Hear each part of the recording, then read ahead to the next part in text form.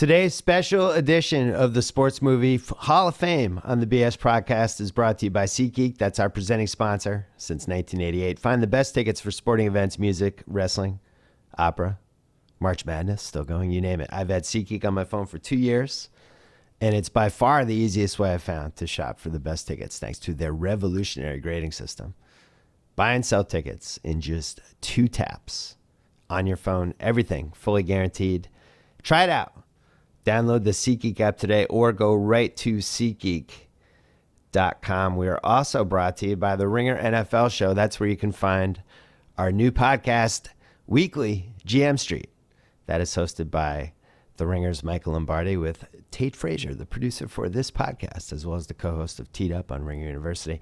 I highly recommend this pod. Every week, Lombardi breaks down all the latest subplots, plots, replots, double plots, whatever you want, and also gives you a little football knowledge as well. You can hear it on the Ringer NFL Show.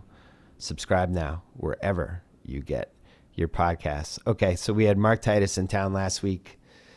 We have done 4 episodes of the Sports Movie Hall of Fame, and this is the 5th. It is Blue Chips. We thought it was topical because it is March Madness. I'm not positive it's a Hall of Famer, but it is March Madness, and for God's sakes, young Shaq is in it. So here you go, Blue Chips. If you haven't seen this movie, it stars Shaquille O'Neal, Penny Hardaway, Nick Nolte. There's a cameo by Larry Bird. There's just a lot going on.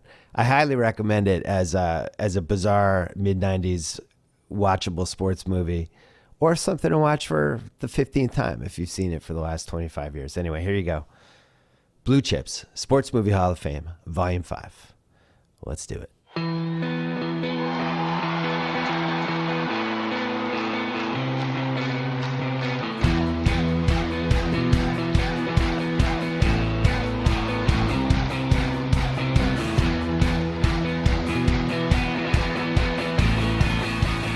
Sports Movie Hall of Fame, Volume 5. We have done White Men Can't Jump, Any Given Sunday, Moneyball, Jerry Maguire. Every time Chris Ryan and I have been here, we occasionally have a special guest. We have one today, Mark Titus. I'm a friend of the program. Yes. Friend of the program. The real life inspiration for Ricky Rowe, even though you hadn't really you were like a baby when the movie came out. Blue Chips, we thought we would do it because it's March Madness. And I was out of college when this movie came out, but I remember reading about it, hearing about that it was happening, and it came out in February 1994.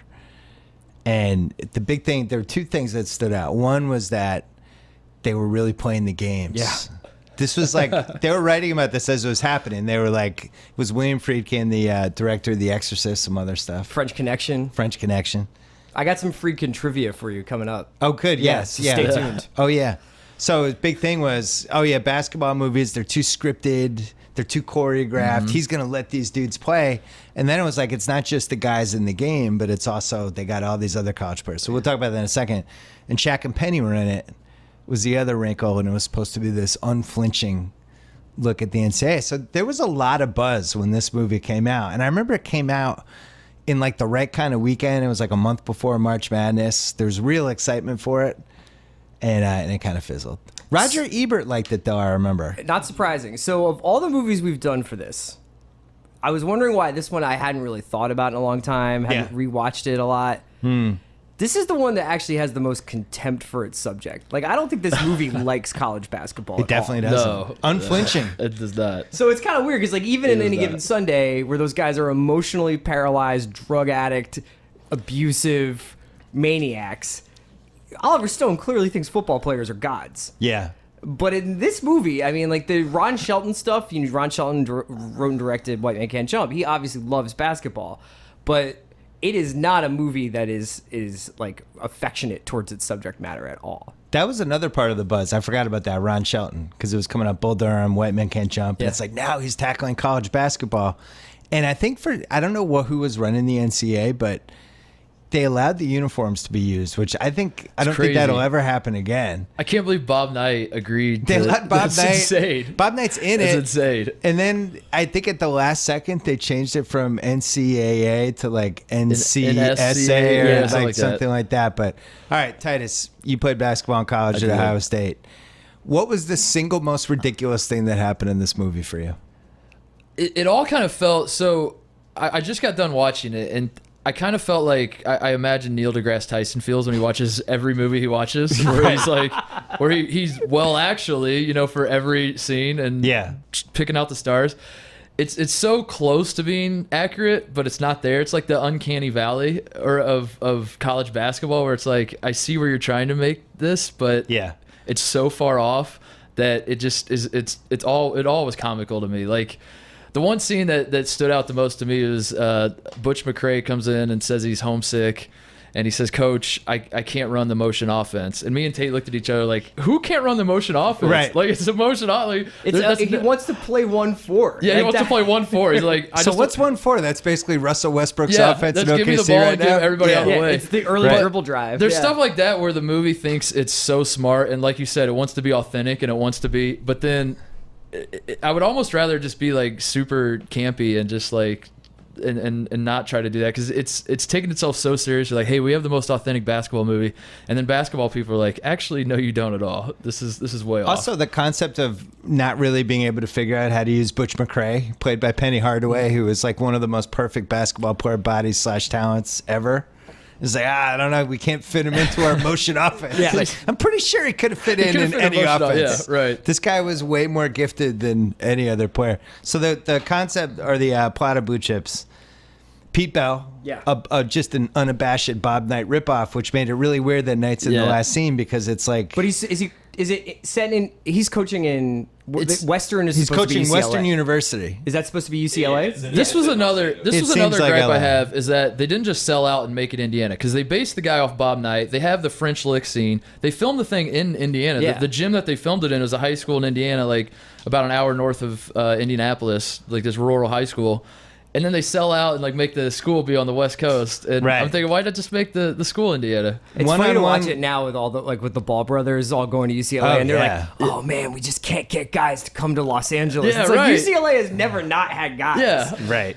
It's so that one-on-one with Robbie Benson, I think that one was called like Big State or something like that, and that was also set in LA. But I always like when they don't just use they're not allowed to use the college's name. So Pete Bell is trying to do things the right way, and he's starting to lose, and the boosters and the presser. So now he finally decides maybe it's time. He's gonna let JT Walsh get his hands on his program. Is this your favorite JT Walsh performance of all time? No, my favorite is by far A Few Good Men. Okay, Colonel, so Lieutenant Colonel Markinson. Markinson. Yeah. He's What a about you, ghost. Titus? I would say it's my I mean, JT Walsh passed away probably before I got to really enjoy him, and I guess that's kind of what makes this movie interesting. Maybe I'm jumping ahead too far, but I watched this way after the fact. Like, because when I was 7 years old when this movie came out, so my dad was like, "No, you're not watching this. They say bad words or whatever." So I had to wait till later, and when I watched it, it felt like, well, duh. Like, what's the point of this movie? You're trying to expose that this is how the NCAA is, and it's like, well, yeah, I know this think already. People really knew in so I'm asking you 1992, guys, like, when it came out, was this like a whoa? That's how the college basketball really is. I think that's what they were going for. Yeah, Yeah, and there had been a couple of like big sanctions like around then. Like, if I'm trying to remember. Well, there was. I mean, you think- had point shaving scandals in the 80s. Yeah, and like, you also, I think that's after Cal's UMass team with Camby. No, that was after. That this. was after? Yeah, that was. There have after.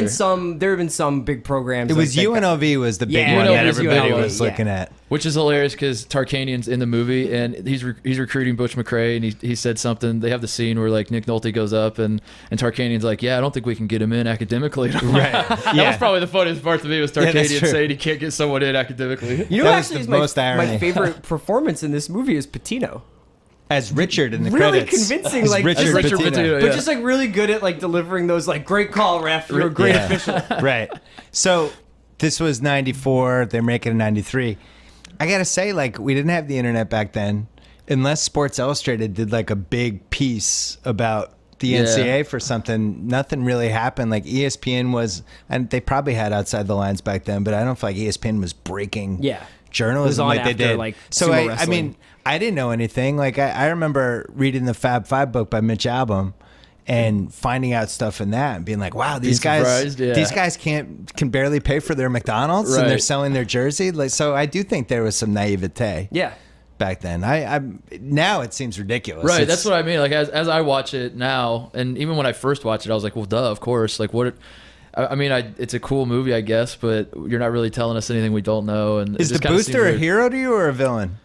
Well, my favorite part about the Booster was when they have the confrontation, and he tells Coach Bell, he's like, I didn't break any laws. You're the one who's breaking the NCAA laws. And you're like, wow, that's a great point. He didn't break any laws. And then like 2 seconds later, he says, I fixed that one game. And you're right. I'm like, wait a second.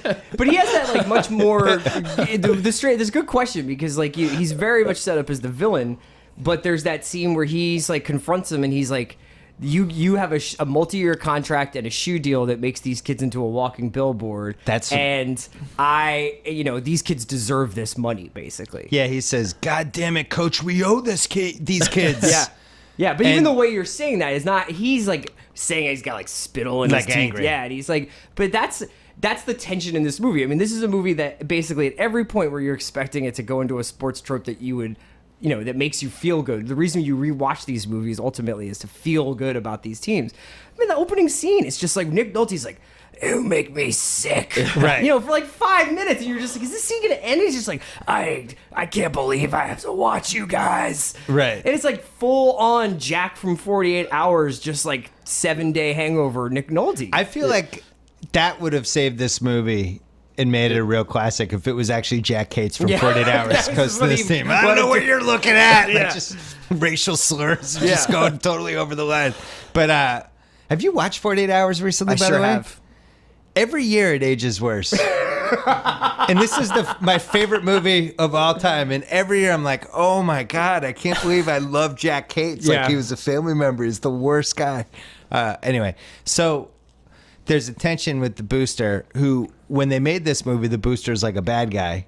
And now you watch it and you look at it and you go, yeah, the Booster had a point, man. Butch McRae got a house and his mom got a job. Ricky Rowe got a tractor. My question is like, what is his motivation? And the obvious answer is he wants to see his alma mater or his favorite team be good. But is that really? And what's the motivation for all the Boosters that do this? Are they just that rich? That it worked in football. When you're like, we see rich people and they're like buying all this art, and I'm just like, see why? Like, why are you like spending? Like, they don't know what to do. Yeah, I mean, it's like the same thing with. That's a really good question. Is like, I don't really even understand boosters. Like, why would you spend that much money? It's like, what do you have to gain from it? It's a way worse version of like youth sports parents. Yeah.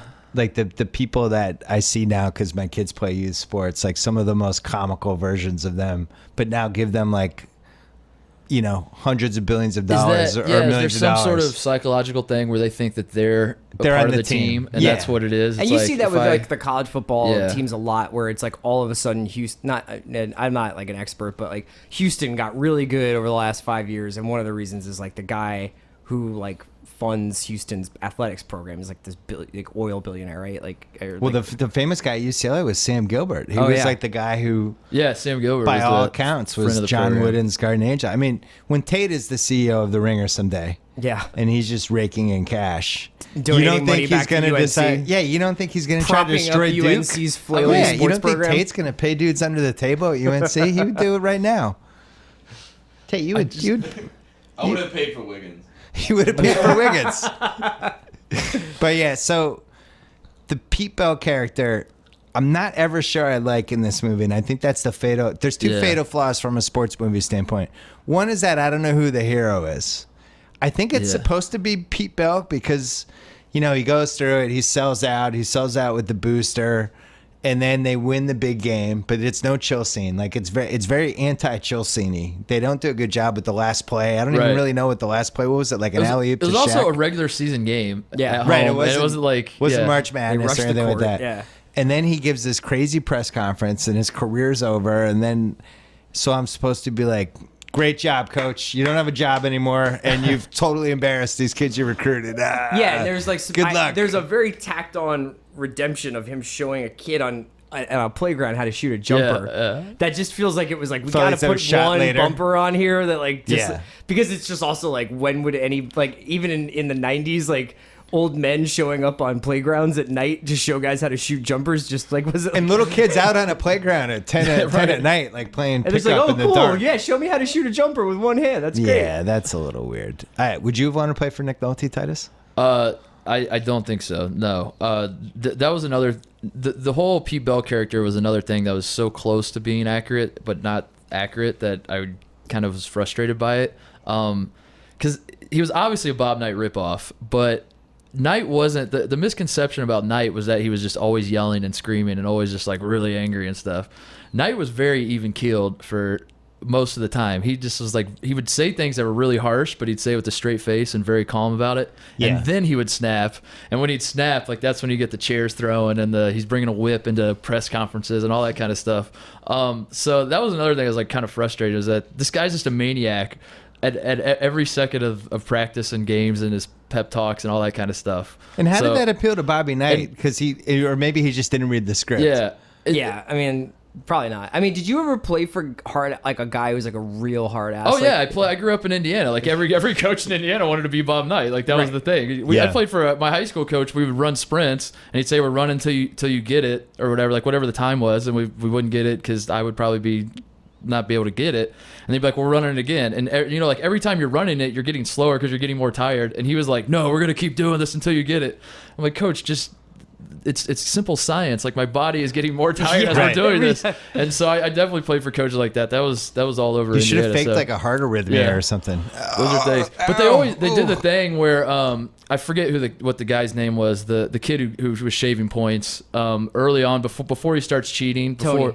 Tony. Tony. So they do the thing where he's failing his TV class and Coach Bell pulls him to the side and they do the little thing. And he's like, how's class going? How's life? How's that? And that's the scene that's supposed to say, like, I'm a hard ass and I'm going to yell at you and scream at you. But at the end of the day, I'm going to make you a better man. And I'm here. I'm your buddy and all that kind of stuff, which is like, it's the thing that IU fans, when they talk about Bob Knight, is they always circle back to that. Like, you might hate him, but his players loved him. He turned them into men and all that kind of stuff. He drove that player's girlfriend to Planned Parenthood that time.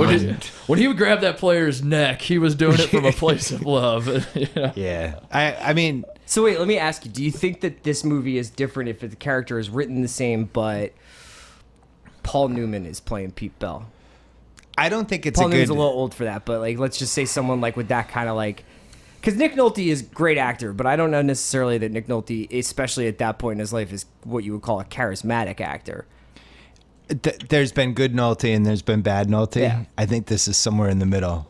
And what's your favorite Nolte? 48 Hours? 48 Hours, he's the best. Because I really just think that's very close to what he's probably like, all the time. But he was also like, when I was a kid, he was a guy from Rich Man, Poor Man, and he was like going to be the next huge A-list star and all this stuff. The next Ryan O'Neal. And then, but he basically became Ryan O'Neal. Yeah. He became this hard drinking type of guy. But so if you're looking at 94, right? So it's got to be somebody within that Bobby Knight kind of age. Paul Newman would have been too old.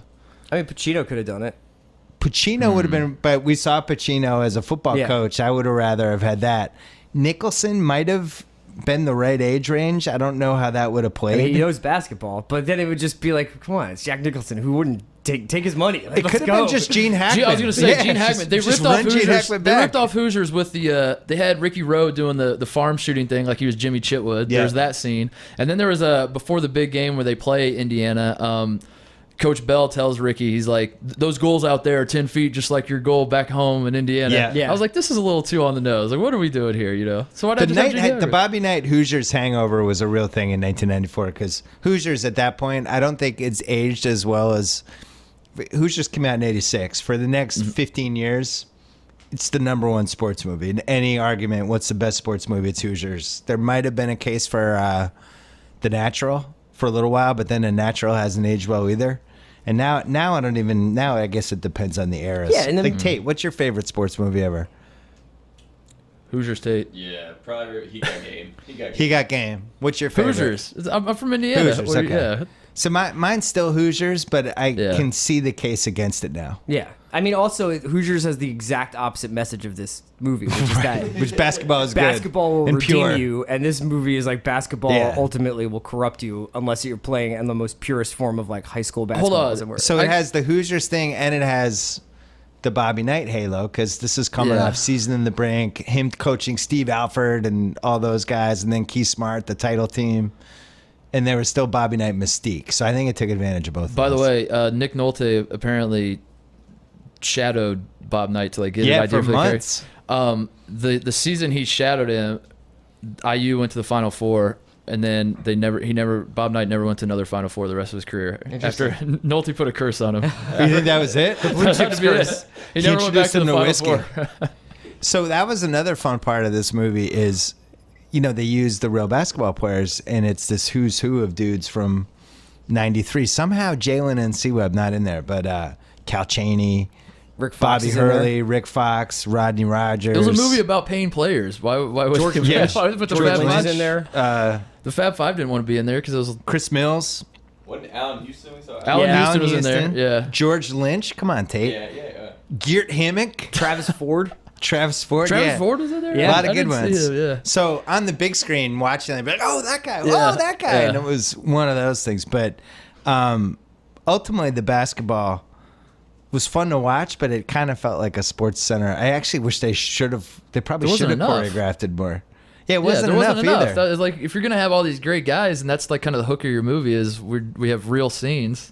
Like, give us more of that. Yeah, And it's they- kind of like why White Man kind of works really well is even though it's obvious that Wesley can't really play that well. Yeah. All the slow-mo stuff and the fact that it's just a two-man game so that they can do more creative weird alley-oops and stuff like that. With this, it's almost just like a hyper version of television broadcast of basketball. Yeah. I think they went too far with it. But I actually think he felt like they were breaking new ground with the way they were Yeah, shooting right. it. But it turned out to be a mistake. Ironically, the best basketball scene in this entire movie is Bob Cousy making 10 straight free throws. Which, Great performance from Cousy. Cousy during the press conference is great. So- Just like him putting his head in his hands. Oh, Like, yeah. oh my God. So I remember when this movie was on cable, they did the little, when they're between movies on HBO and they Yeah. run like the little 10-minute thing about the movie, and there was something about that scene in the little vignette thing, and apparently that wasn't in the script for him to make all those. So when you watch it, Nick Nolte goes, "God, don't you ever miss?" Like that's like ad Yeah, it's lib like a because real ad-lib. Kouzi's just boom, boom, boom, and then goes He just goes lefty on the left-handed, last yeah, one. he goes lefty. He's like 68 years old or something at the time that was I happening. love That was amazing. I love that we all like just buy into that scene as though it makes sense because it's Bob Cousy. Because you see him, and you just see Bob Cousy. You don't see like the athletic It's not director. He's playing AD. Vic though, Vic but, the AD. But if you like step back and apply and look at it as part of the story, the athletic director is talking to the coach about the team, and they're just sitting there shooting free throws. Like that has never happened Right. on any college campus. The most in the unrealistic country. scene in this movie might be Bob Cousy coming into the locker room after the first loss in the movie, and he's just like, "Hey, it's okay. We'll get him next time. Yeah, right. You guys played your hearts out." It's like, what AD ever talks Yeah, no, like I this? agree. That's not happening. I yeah. think that part of what I want, like Blue Chips, is almost a little too early in history. Where I wish, because you've seen too many movies about these hard ass coaches, Yeah. who actually have a heart of gold. It would be cool to either get a movie that was about a real slick guy, like a Calipari Patino type, and like kind of chasing the night kind of guy, or a real like technocrat Brad Stevens type dude who's like young. He'd be the worst sports movie character. Yeah, Brad but if Stevens. Butler, That'd be really if boring. Butler, I love Brad Stevens, but Well, God, that'd be boring. if Butler won the title, like that would have been a perfect. That would have to be like a Christian sports movie or something. Give it like a religious spin. I was thinking, watching Blue Chips, really it missed its calling as a Netflix series. Because Yeah. it doesn't really have a beginning Yeah. or an ending. And then Yeah, when it that's just true. kind of has But to have the ending and so has, would you? But if you got to the end of the first season of Blue Chips and that was how it ended, wouldn't you be like, ugh? then it's like the NCAA is coming after him. Yeah. You string that out for like 2-3 years, right? The point shaving scandal could have been the season 1 cliffhanger. Yeah. You might just keep going and going with it. The point shaving thing to me is the most unrealistic scene. Not that they'd shave points, but that they were able to solve it with a video cassette Yeah. in 5 minutes. Like And it's just like no, a man, five it's guys not being Tony. like, Tony's looking at great it. He's like, jumper. no, it can't be him at all. Tony's looking at the clock and Yeah. then just throwing it to the other team. Do It's you like, like- wait a second. Do you think you're shaving? Yeah, he might have been. He In had the 11 history of turnovers. cinematic point shaving, do you like this or the 20-minute point shaving scene in The Gambler? This is worse. The Gambler is like a movie about blackjack until the third act of The Gambler is like a movie about Mark Wahlberg watching guys shave points. Right. And then the ending is just him playing black or red in roulette. It's like, should we have a more ambitious gambling ending? No, just have him play black or red. It could be over. I see. If I was a college coach, and maybe I'm just a cynical bad person, I would always be worried about my guys shaving points because my guys aren't getting paid, and there's so much money bet on college basketball that if we were like favored by 9 and my point guard we're up 15, he's looking up at the clock during every play and then throwing it to the other team, I would immediately be suspicious. I don't know if this is obvious to you guys or not, but we every year to start the season we would have a meeting with an NCAA person who would talk about point shaving, and the NCAA makes this video that's just as like terrible as you would assume it is, and they try to scare all the players, and we all have to watch it at the start of every college basketball season. I don't know if that was just like the Big Ten. Would you did guys that laugh through it like it was like a sex ed video, or is it would it's anybody pretty be much kind of what it like was. sweating Was and sex nervous? ed videos. Like there'd be some guys that would like kind of just be like, oh, I didn't know that was a thing, and I'm just laughing hysterically like this is so stupid that we're Do doing you think this. guys, not to get anybody indicted, but No, do let's you do think that guys don't shave points but do prop stuff? Like if there's a prop bet for like first team to get a foul shot or something.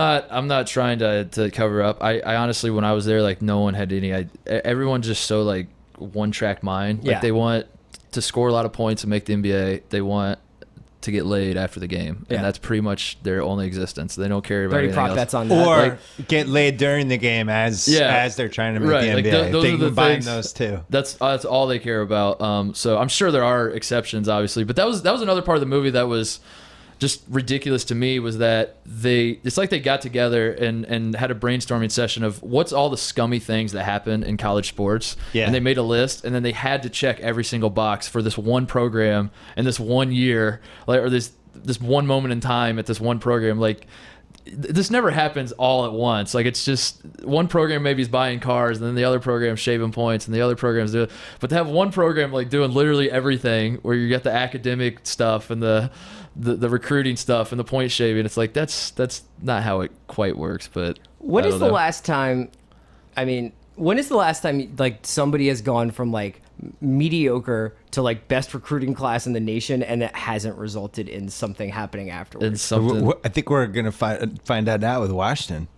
With Washington? Yeah, because they're gonna get Fultz and Washington, and the kid who's the kid this year? Michael Porter's Michael coming Porter in next. Jr. His Yeah, dad. Fultz is leaving though, right? I know, but Yeah. back to back years they got like two. Because that's what absolute like studs. kind of happened with SMU too, right? With the Moody Right. year, Yeah, like yeah. where it was like SMU, and it's like, yeah, Larry Brown's there, and they've got like 3 amazing high school players, and it was like, gee, really? Like, and it took like 6 months for that to go wrong. Am I? That's right? Yeah, then he just got he just felt the sword for the team. Sure. Larry I Brown, remember- selfless.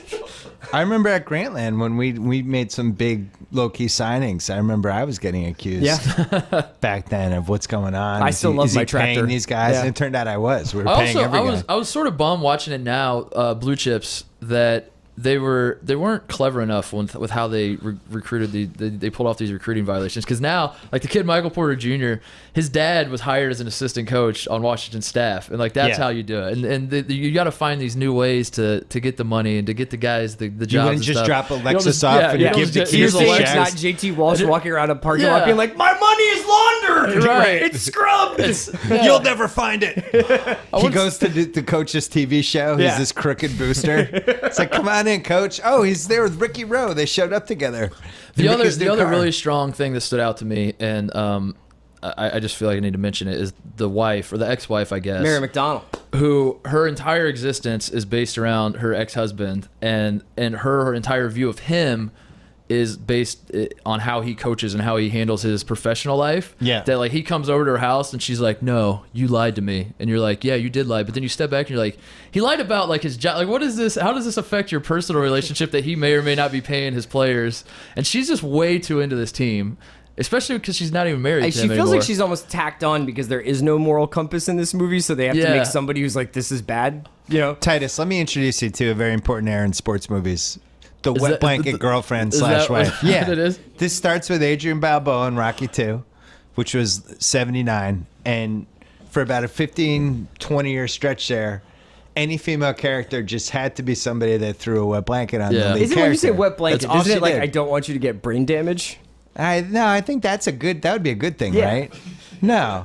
This is just like she really has no other role other than to be disapproving. Yeah. Which is how all the female characters are written in all these sports movies. And then eventually they started figuring out, but even that was rocky because that leads to Peaking Kelly with Kelly Preston. Preston, yeah. and But my the question is, why baseball not movie. make her like just upset that he cares too much about his job and not enough about their marriage, and that's why it didn't work, and maybe that's her angle. But instead, like, she cares almost more than he cares, and like, Wow. keep your integrity and all that kind of stuff. And Or go the other way and just make it ridiculous and like Shaq had sex with her once during a tutoring session and Who just do you make think it is, totally the crazy. best actor out of Matt Norver, Shaq, and Penny? So I'm glad you asked because I thought about this a lot. The acting in this movie is pretty bad. I think Shaq stole a couple scenes. Shaq takes a lot of shit for his acting. Mexico, Guatemala, Belize, El Salvador. culturally biased or whatever. He's funny a couple times, and I felt this way in the theater too. When he's in a scene, it's like, oh, cool, it's Shaq. But Yeah. now it's like he's so giant that it's like young, skinny, whole life ahead of him, Shaq. I don't know. I kind of like seeing him in these scenes. He definitely has a sparkle in his eye. Penny Hardaway, you just kind of feel bad for. Yeah. My bit of trivia that I know about, what was the guy that played Ricky Rowe? Would you say Matt Matt Nover, whatever. Matt Nover. How do you not know who Matt Nover is? He was like a role model for you. He was a 6'6" shooter. Right. He he did play at IU. He was just like, it was a little bit before my time. I was too young to. But didn't you know the legacy of every white 6'6" that shooter in played Indiana? He slipped through the cracks.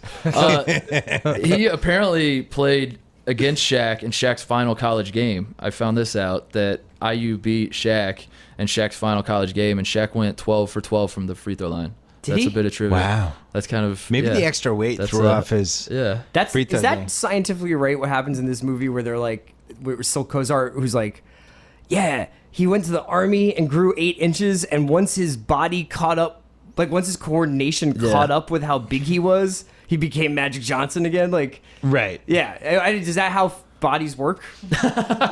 I think they're I stopped growing at 5'8", so I they're don't know. basically saying Shaq was a Desert Storm vet. In Yeah, this, it's like in David this Robinson, movie, right? It's supposed to be Right. David Robinson. Like, he grew 6 inches in the military. And But yet played- he's in Louisiana, in this part of Louisiana that I've never even. They have to Algiers, take yeah. a boat. But to they get also to run he's through the also jungle. been Somehow there's a in gym. He's been in Europe and played JUCO. Yeah. So he's 25. yeah. It's a lot of life. That's like Jack Kerouac right there. I Like, also love I could see this in 1973, but in 1993 that there's some franchise center nobody's heard Yeah. of. He's just in Algiers, just playing basketball. Tucked away on a 9.5 foot rim or whatever that was, that he's just abusing those poor kids trying to guard him. yeah, I And mean, that- it would be absolutely impossible to have that character today, because it would be like the Thon McCur, like that would be the YouTube mixtape would already be up about this kid, no matter what. Quick break to talk about propercloth.com. Every guy knows that it's hard to find a dress shirt that fits. Maybe the collar's too tight. Maybe the sleeves are too long. Maybe the shirt's too loose. Well, I have some good news. Ordering a custom fit shirt has never been easier thanks to Proper Cloth. Create a custom shirt size in seconds by just answering 10 easy questions. No measuring required. Over 500 fabric styles to choose from. Everything from classic business to casual shirts, all high quality. Starting at just $85, Proper Cloth has hundreds of 5-star reviews on Google and Yelp. It's the highest rated custom shirt maker on Google. Find out why GQ calls them their favorite online custom shirt maker. Go to their easy-to-use website. Make a custom profile. Even order from your phone. By the way, Proper Cloth guarantees a perfect fit. Remakes are free. The Proper Cloth team makes it super easy to do. Stop wearing dress shirts that don't fit. Look your best. Go to propercloth.com/BS. and enter gift code BS, happens to be my initials, to save $20 on your first shirt. Again, propercloth.com/BS, gift code BS. And since we're here, let's talk about our old friend Stamps.com. Convenient, easy, reliable, flexible. Those are my favorite words to describe Stamps.com. Why wouldn't you avoid the post office? Why wouldn't you buy and print official U.S. postage with your own computer and printer? Why wouldn't you hand your packages to your own mailman right outside your own house or apartment? Sign up with Stamps.com. You can automatically calculate and print the correct amount of postage for every letter or package you send. It's the U.S. Postal Service right at your fingertips. Any letter, any package, any class of mail, you're in control of all of it. Stamps.com will send you a digital scale to automatically calculate exact postage, and they'll help you decide the best class of mail based on your needs. You'll never have to go to the post office again. Right now, use my code BS for this special offer, a 4-week trial that includes postage and a digital scale without long-term commitments. listen, I don't go to the post office anymore because I use Stamps.com. You could too. Go to Stamps.com, click on the microphone at the top of the homepage. Type in BS. That's Stamps.com. Enter BS. Sign up today with Stamps.com. You will never have to go to the post office again. Back to the Sports Movie Hall of Fame Blue Chips with Mark Titus and Chris Ryan. Would you have ever gone to a coach and said, I want $30K in a tractor? I wish I would have. I wanted a coach to just want me at all, to be Right. honest. But yeah, no, that's just the audacity of that. That's what I mean. Like, there are a lot of scenes like that. I'm sure it does happen. I'm not good enough Would to Evan know. Turner have done that? No. Yeah, I don't think so. I don't think it works like that. And he was the most self-assured person you ever played with. Right. But I should note that when I was at Ohio State, I was kept away from the recruits, and it was explained to me. Really? I was the only guy during the of all my teammates, I was the only guy on the team for the 4 years that never once hosted a recruit. Even like the other walk-ons Wait, hosted why? recruits. And I brought it up Probably to a good Coach idea. Mata, who I love. I love Thad Mata to death, and he really likes me. And I brought it up to him one time, and his answer was, "We didn't let you host recruits because we wanted the recruits to come here." That was all he said. That feels flat out I was like, insulting. you know what? I respect that. I respect that decision, Coach. That was that. So So big winners of this movie. I think Bob Cousy won. yeah. Rick Pitino. Richard Pitino. Yeah. How about Ed O'Neill getting to play a guy named Ed? Ed O'Neill playing a guy named Ed, who's, I guess, the Pulitzer let's- Prize-winning investigator. We should of talk that- about Ed O'Neill's character, because the other thing that jumped out to me is he's got the lead on this big case. It's going to be the case of this entire program. And instead of like kind of maneuvering behind the scenes or like asking Coach privately, he like breaks his story in front of everybody. Yeah. But he doesn't really have a story yet. He's just like, I gotta ask. I wouldn't be doing my job Like, if I if didn't you were ask you. sitting- Just got out. Yeah. Like Bill, if you had like evidence that LeBron was doing PEDs, which I know you do, I know you have a lot of evidence. You're not gonna, you know what I I mean? do not have evidence. But if you had like He wouldn't some break it on this podcast. if you had some juicy story, you wouldn't go to a press conference and just like throw it out to the whole world. Wouldn't you like kind of go behind the scenes and try to build something? That's And- normally what reporters do, yes. right. Like, isn't Yeah. that when that reporting is? I didn't go to journalism school, but I assume that's how it typically works. So that was kind of outrageous to me that was just Ed O'Neill was just gratuitous casting. Yeah. yeah. It was Married with Children era, and Mary McDonnell was coming off Dances with Wolves, And Independence Day. She was like in some of the And biggest Independence movies Day. of the 90s. and what was the other one? Grand Canyon. She was in Sneakers. She had a nice little run. Yeah. Never totally understood it. I think she caught some bolt of lightning there. It was like the Penelope Ann Miller kind of, just in a couple movies where you're like, wow, Yeah. just kind of They also banging had these the out. when at the big climatic game when they beat Indiana, Coach comes into the press conference and the media is just clapping, like going absolutely Right. nuts. Like, Yeah. Coach, you did it. I mean, Brian Curtis would have a field day with that. Brian Curtis would not have liked He that. would not have liked that. And I like like it when was he's the like, Dallas Cowboys. how many rebounds did Neon have? And like it takes like 5 guys to be like, 13, 13. Imagine Doc Rivers being like, how many boards did he have? the thing that, so people are probably asking themselves, well, why did this make Sports Movie Hall of Fame then? First of all, it's incredibly rewatchable. For all its flaws, it's just, there's never really a point in the movie where you're like, oh man, this is dragging, or oh man, let's fast forward. Everything's good. The music is excellent. Like that, they have this cool blues soundtrack at various points, but then they also use real songs like Little Mellencamp Looking at the out end. my back Yeah. door. Yeah. Oh a little yeah, CCR. the Jimi Yeah. Hendrix song when he's going to find out if Tony shaved points. Yeah. they're playing. I think it was All on the Watchtower. Yeah.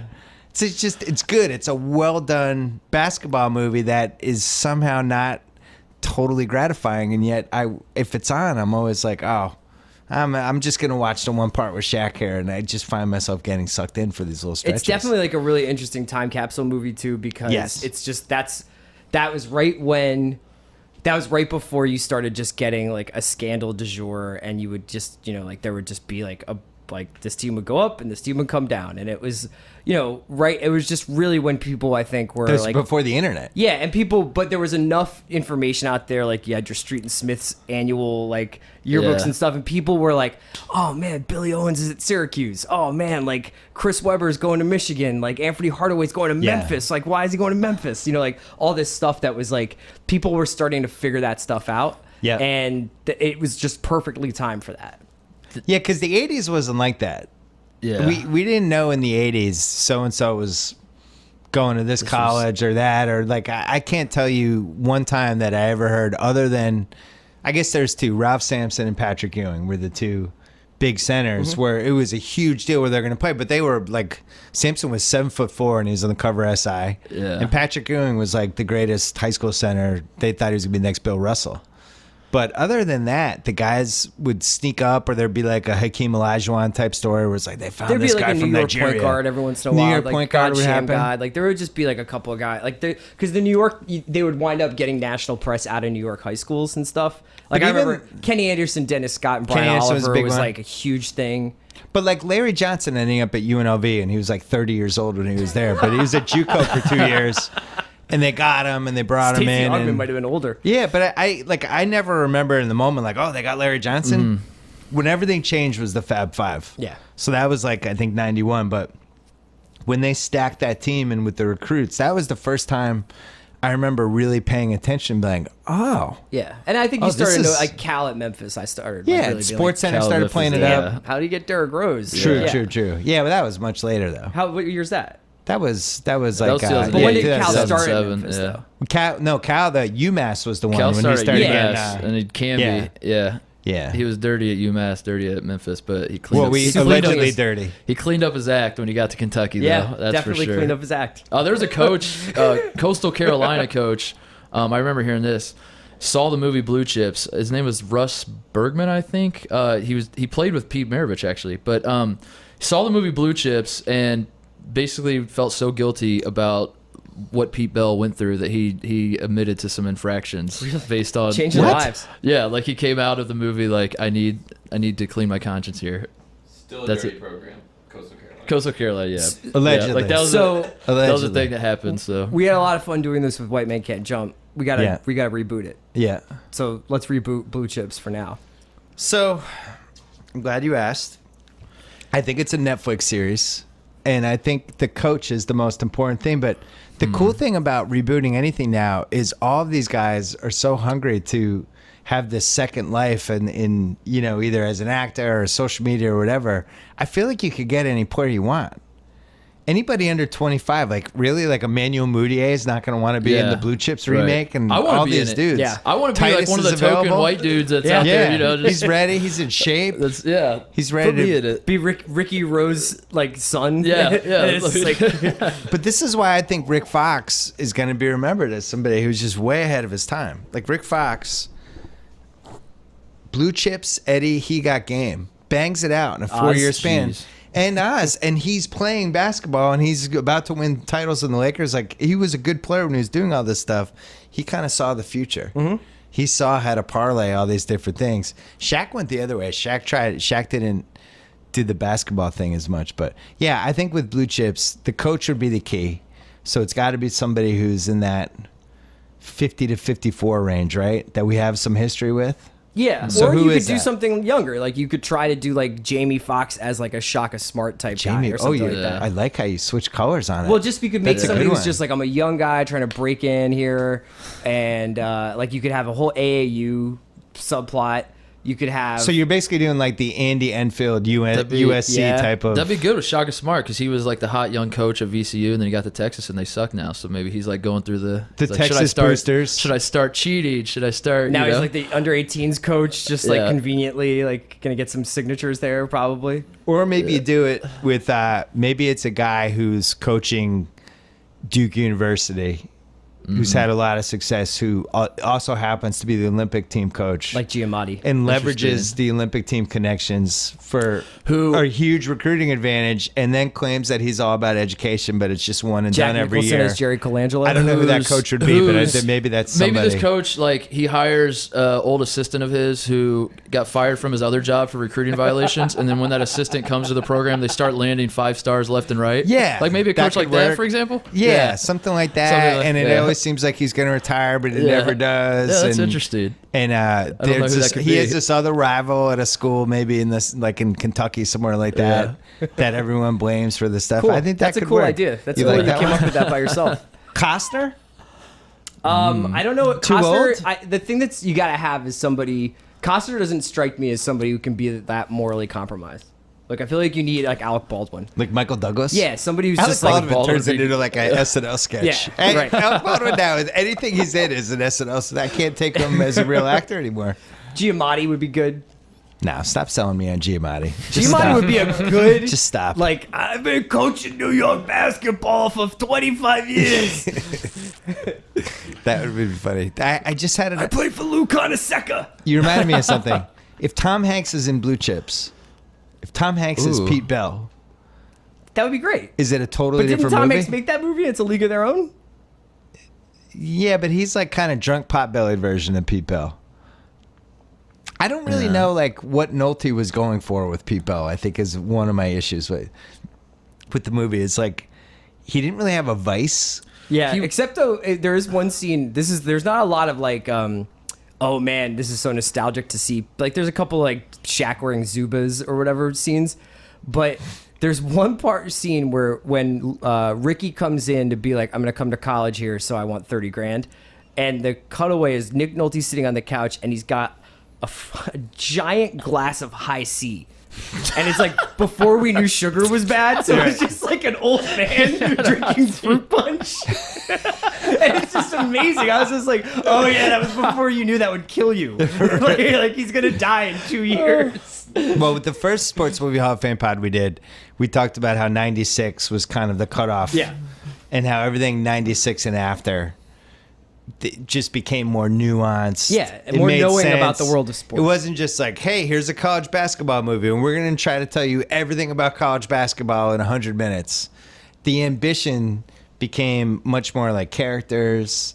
Let's pick a piece of college basketball, blow it out. He Got Game, which is another movie, it's a lot about college basketball. It does it so much more effectively than Blue Chips. Blue Chips is like the blown out parody version of a college basketball that's movie. my gripe is that it has zero nuance whatsoever. It's just like trying to show everybody what college basketball is, and I guess maybe if you don't know, that's interesting, but for someone like me who kind of lived that, it's like this is just absolutely ridiculous. And The reality parody of is it and that stuff like we just all like college basketball, and Yeah. I know all the college basketball movies that have ever been made, and I think I've seen all of them a combined 500 times. Yeah. Because you go back to One on One with Robbie Benson, Fast Break, my favorite sports movie of all time. That's I think is banned from cable because it's so inappropriate for so many reasons. How have we made it this long without talking about the gratuitous Larry Bird? Oh yeah, I was like- saving that for the tail end. Yeah. So it's post-retirement legend.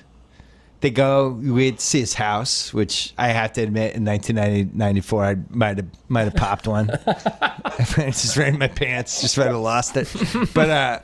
But then he's like, I'll take you to Ricky. I know where he lives. But then he's not in the next scene. Yeah. It's like, That you know what that meant? They got Larry Bird for one day of shooting. yeah, and somebody called in like the biggest favor of all time. Yeah.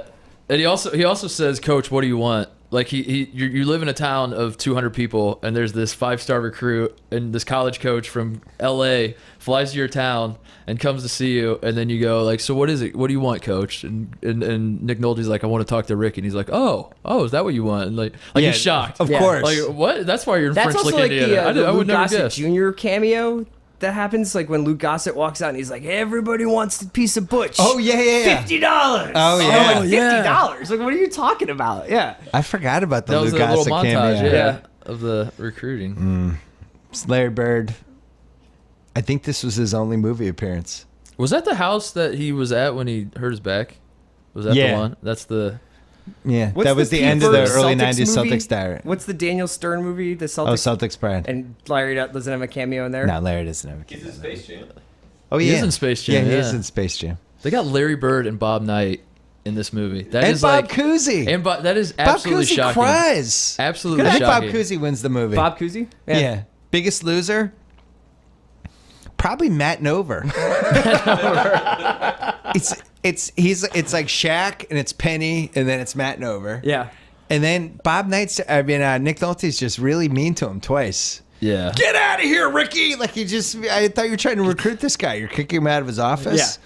And then he's mean to him a second time. He tells him When to he get gets out. the car, yeah. Yeah, he like throws the keys at him. You Another get big out of winner here. from this movie is the Orlando Magic. Yeah. So we didn't mention that part because they filmed this movie right after they had made the Penny trade and was Shaq and Penny together, and then they had a fun first season together. I think that's how it went. Was it the 94 I draft thought or they 93? made the movie and Shaq was like, "I love this guy." That's what it was. That's juicy. No, they were- That's what happened. I think they were filming it, and Shaq liked him. Blue Something Chips like brought that.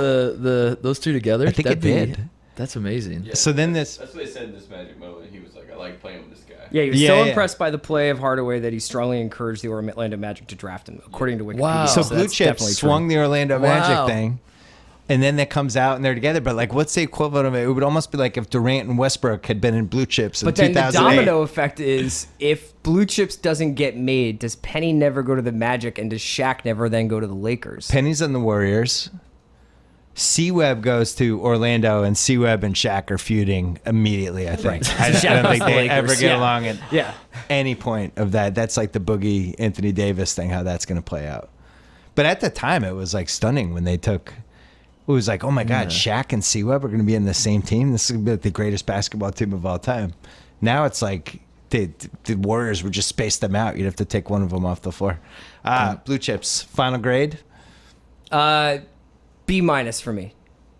So you would not have put this in the Hall of Fame? No, but it's just I think it has to it's be just in the Hall of different Fame. because it's not a movie that is like lovable. So all these other movies in their own way are like either like really campy or they're like just really feel good movies or they're really smart. Yeah. This one's like good, but it's definitely just like an unflinching dark look at sports.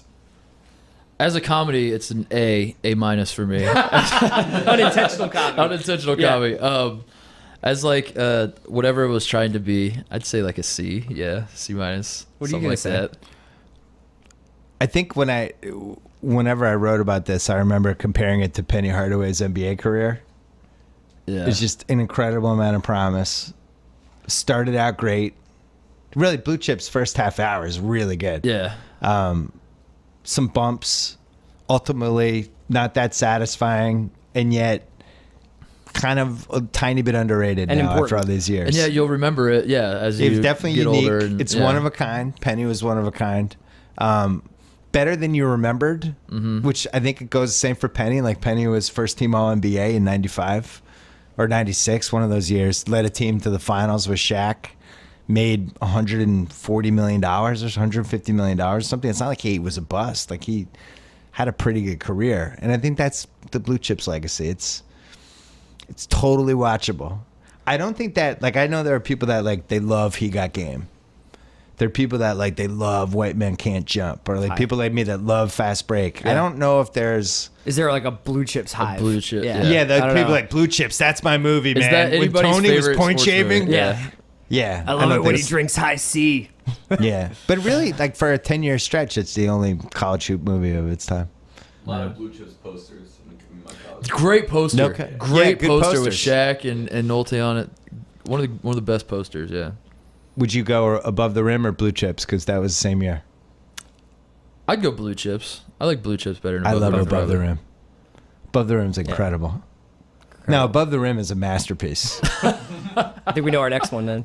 It's a masterpiece. It's just fantastic. Rafe and I think Andrew Sharp and I, we wrote 8,000 words about Above the Rim for Greatland. Yeah. Was that Tupac's- Concepcion or Sharp? I can't even remember. I can't remember anything anymore. All right, that's it for Sports Movie Hall of Fame. We have. Do we know what the next one is yet? Should we take suggestions? Well, yeah, let's get some suggestions. I have a couple in mind. Maybe we'll do a Facebook poll when we post the link for this podcast, and we'll give you 4 choices. Yeah. And you can vote on the choices. Do you have a suggestion, Mark Titus? Don't say Hoosiers. That's the only Don't say suggestion I would Hoosiers. have. Is there any other No. suggestion? I'd have to think about it. Nothing jumps out to me now. Nothing jumps out, and after 50 years of sports movies, nothing. I mean, Hoosiers is the one. That's I would say like Mighty Ducks for people that are my generation. Would you go Mighty Ducks or Ducks 2? Ducks 2 probably. That's probably the better one. Hard so pass. I think Ducks yeah. 2. See, I think you guys are like you have a blind spot to like I don't have a blind spot at all. well, yeah, I do, The yeah. podcast does. You know, we need some. Yeah. Well, we tried to keep it last 20 years, but I Right. think now we're gonna try to dip our toes There's a couple little of bit. suggestions I hear a lot are Creed, The Replacements, Replacements. A League of Their Own. He's Got Game. So we should mix it up. We've been hopping from sport to sport. I'm almost ready for Creed. I think I've almost seen it enough times. Yeah. The ATV scene Is that what you call those things? Those little Yeah. 4-wheel things? The Meek Mill scene, yeah. Amazing. Yeah. Remember the Titans? Is that too obvious? Is No, that that's a like, good one. would that That's a be- good one. Here's I my don't know. thing about Remember the Titans. Did we have to paralyze the guy? it's based on a true story. Couldn't he just like blow down his knee? Do we have to put him in a wheelchair for the rest of his life? It's a feel-good sports movie. I can't get over. Every time I watch it, I'm like, why do they do that? And then Kate Bosworth, I think, is the sexiest racist in the history of movies. Like, she's fantastic and she's so hateful. There's never been like We're a more definitely hateful. not doing Remember the There's Titans. never been a Right, more. yeah. We definitely just have to This hope is off no to a one great is still start. listening. There's never been a more hateful, hot character I can remember in any movie. Like, she's the worst person ever, and it's like, wow, Kate Bosworth looks great. And meanwhile, she's just horrible. You're not backing me on this? I don't. Which part? The paralyzing or the Kate Bosworth part? Kate Bosworth. I honestly didn't remember the Kate Bosworth. All I remember is Oh, she Gosling looks from that. unbelievable. Bertier's girlfriend. Yeah, she looks Oh, yeah, unbelievable yeah. in it, and she's the worst person. So yeah, that's another. Maybe we should just save this for the Remember the Titans Yeah, podcast. I think so. I think you hit on something. It also has one of my favorite tropes, which is the 8-year-old girl who knows sports as well as Yeah, the adults. right. Oh, yeah. The- That's the like human Billy being Bean's that's daughter. never existed Yeah. ever. She knows how to like break down the West Coast offense. It's like, this human doesn't exist. Anyway, all right, we'll save that for the next time. Mark Titus, Thanks, guys. thank you. We'll save you for the Hoosiers one. Yeah, The please Hoosiers do. one might be 4 hours though. That would be. We're gonna turn that into a series. I could talk about Hoosiers. I have forever. so many thoughts about Buddy's mysterious reappearance. Yeah, Buddy gets kicked off the team and then he's back. he's back. Just Hey, it's without- just yeah. Chris Ryan. Take care. It was great. All right, that's it. If you want to hear the rest of the Sports Movie Hall of Fames, go to Channel 33. They are all on there. Don't forget to download the SeatGeek app today or go right to SeatGeek.com. We have 2 more BS podcasts coming this week, including Larry Wilmore coming tomorrow on Wednesday. Should be fun. He's a great guest and a fun guy to talk to about a whole bunch of stuff. He's also a Lakers fan. We might talk about that a little bit as well. Until tomorrow, the BS podcast.